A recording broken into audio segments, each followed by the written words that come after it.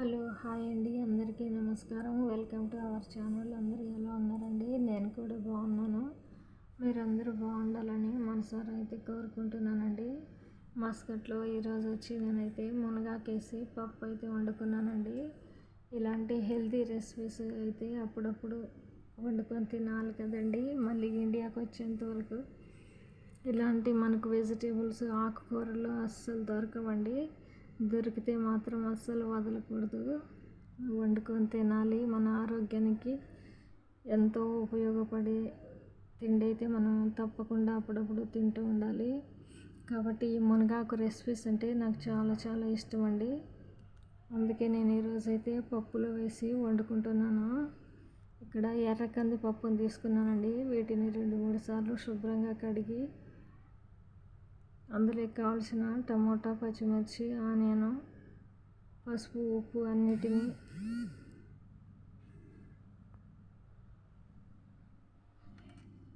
ఒకేసారి వేసి అయితే నేను ఉడికించుకుంటానండి.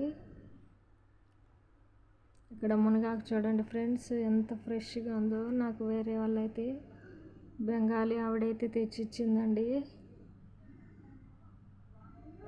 ఇండియా వాళ్ళు ఈ ఆకును తింటారు కదా అని నాకైతే తెచ్చిచ్చింది. చూడండి ఫ్రెండ్స్, 1 టేబుల్ స్పూన్ ఆయిల్ కూడా వేసుకున్నానండి. ఇంకైతే ఈ విధంగా అయితే నేను పప్పును ఉడికించుకుంటున్నాను. రుచికి తగినంత ఉప్పు, పసుపును కూడా అయితే వేసుకున్నానండి.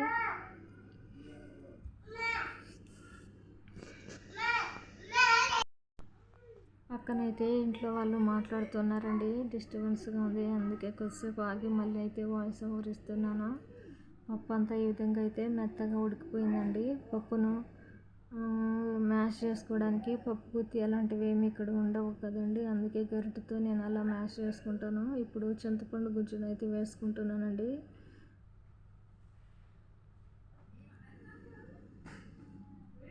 మనకు రుచికి తగినంత కారం, 1 రెమ్మ కరివేపాకు వేసుకున్నానండి. కమ్మగా రుచిగా మంచి వాసనతో ఉంటుంది పప్పు రుచిగా. పచ్చిమిర్చిని వేసాం కాబట్టి చూసుకొని కారం అయితే వేసుకున్నాను.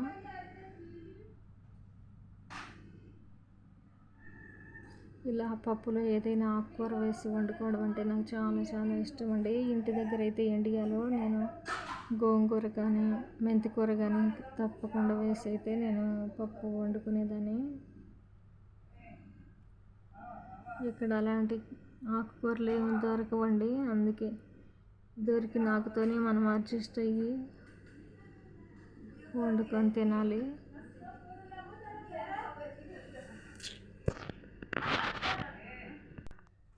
ఇక్కడైతే మా ఇంట్లో వాళ్ళైతే సౌండ్స్ వస్తున్నాయి, అవి ఇగ్నోర్ చేసేయండి ఫ్రెండ్స్. నేను ఇక్కడ పప్పు అయితే పోపు పెట్టుకుంటున్నానండి. పోపు దినుసులన్నిటిని వేసి బాగా ఆయిల్లో ఫ్రై చేసుకున్న తర్వాత శుభ్రంగా కడిగి పెట్టుకున్న మునగాకును కూడా ఇందులో వేసి కొద్దిసేపు అయితే ఫ్రై చేసుకొని పప్పులో అయితే వేసుకొని కలుపుకుంటానండి. అంతే, సింపుల్ అండ్ టేస్టీగా ఆరోగ్యకరమైన హెల్తీ రెసిపీ అయితే రెడీ అవుతుంది. చూసారు కదా ఫ్రెండ్స్, ఈ విధంగా అయితే మునగాకును వేసుకున్న తర్వాత పప్పులు అయితే కలుపుకున్నానండి. అంతే, సింపుల్ అండ్ టేస్టీ పప్పు అయితే రెడీ అయింది. ఇప్పుడు రైస్ అయితే పెట్టుకొని వచ్చానండి. టేస్ట్ అయితే చాలా చాలా బాగుందండి.